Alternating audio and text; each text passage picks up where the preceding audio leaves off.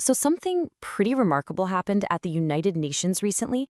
A whole group of world leaders didn't just stand up to challenge US and Israeli policy. They started questioning the entire foundation of the world order as we know it. In this explainer, we're going to break down how that powerful moment unfolded, based on the source material that captured it all. And that quote right there from Brazil's president, that's just a taste of the incredibly direct and forceful language we're talking about. It's part of this huge, rising chorus of condemnation on the world stage, and that's the central theme we're really digging into today. Okay, so here's our game plan. First, we're going to set the scene at the UN General Assembly. Then, we'll get into the real heart of it, the specific accusations about Gaza. From there, you'll see how it all connects to a much bigger critique of the global system, these serious charges of neocolonialism, and finally, this major push for a totally new kind of world order. All right, so let's picture the scene. We're at the UN General Assembly. Now, this place is framed as one of the only spots on the planet where pretty much every country gets a voice. It's meant to be a stage for global dialogue, but this time, it became a stage for a global protest. And this is where things get really dramatic.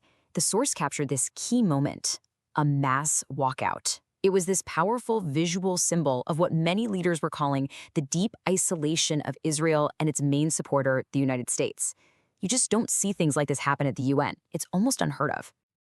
Okay, so we've got the setting. Now let's move on to the substance. We're going to look at the core arguments and the really strong language that these world leaders were using. I mean, the language was just unbelievably direct. Take Colombia's president, Gustavo Petro. He wasn't just calling for people to condemn what was happening, he was calling for an actual international coalition to step in, basically saying this is a moral line in the sand. And you'll notice a pattern here, a theme that pops up again and again in the source material.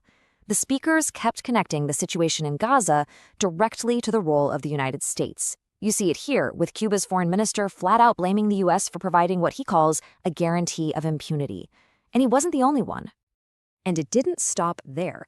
Leaders like Nicaragua's foreign minister put the conflict into a much bigger historical context.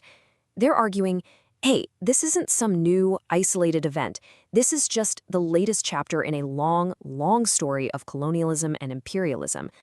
So you can see how this all starts to connect, right? For these leaders, the problem isn't just what one or two countries are doing. It's the entire architecture of global power that lets it happen. And they started their critique with UN Security Council. And if you're building a case against the current system, this number right here, this is basically Exhibit A. 6 times the U.S. has used its veto power to single-handedly block resolutions for peace in Gaza, completely stopping the collective will of the Council in its tracks. And this chart just perfectly lays out the huge disconnect they're talking about. Look at this. You've got an overwhelming global majority, 143 nations, on one side. But in the end, that sentiment gets completely overruled by the veto power held by just a handful of countries. And the historical argument they make is that the UN's whole power structure is, well, it's a relic. It was designed way back in 1945 when a huge part of the world was still under colonial rule. But today, with nearly 4 times as many members, they argue that the core power dynamic is still frozen in that post-World War II era. So here's the crucial point. The critique goes way beyond just the UN. These leaders argue that the old colonial playbook is still being used, just with new, sneakier tactics, a system they're calling neocolonialism. A key example they point to is the revival of the Monroe Doctrine. It's this old U.S. policy that basically treated Latin America like its own backyard. And these leaders are saying, guess what? It's back, and it's being used to justify U.S. dominance, not to treat nations as equals.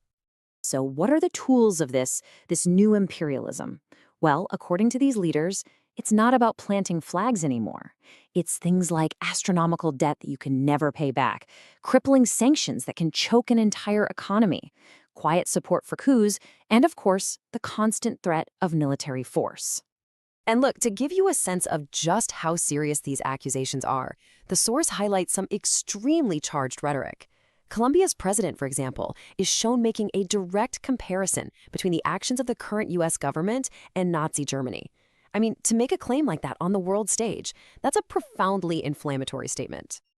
Okay, so after spending all this time laying out this detailed critique of the current system, the source shows us the alternative. It's not just about tearing down the old order, it's about what they want to build in its place.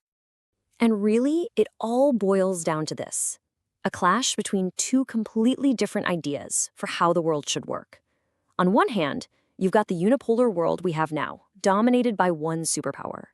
On the other, they're pushing for a multipolar world where power is shared among many different, sovereign equals. This quote from Cuba's foreign minister really sums up what they're aiming for. It's a call for a system that isn't based on force and domination, but on cooperation, solidarity, and the idea that international law should apply to everyone equally. So, where does all this leave us? A really powerful challenge has been made, right from the floor of the United Nations. We're seeing more and more nations basically saying they refuse to accept the way things are. And that leaves us with a huge question. What happens now that the structures of global power are being challenged by the very voices they were created to represent?